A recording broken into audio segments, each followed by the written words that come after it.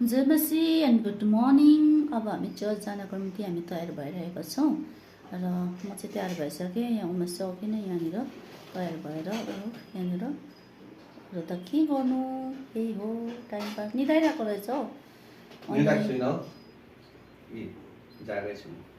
अन्त उयो रेडी भएर बसिरहेछ, म पनि रेडी भइसकेँ।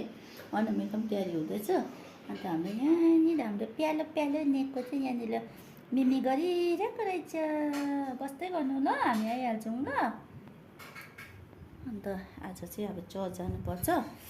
चर्च गएर त्यहाँनिर परमेश्वरको आराधना गरेर चाहिँ हामी फर्किनुपर्छ।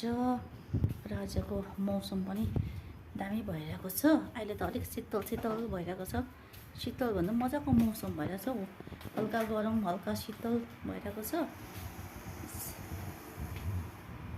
अब आजको दिन हामी सबैजनाको आशिषमै बितोस् भनेर सबैजनालाई म शुभकामना दिन चाहन्छु कि बाबा take care, have a blessed day.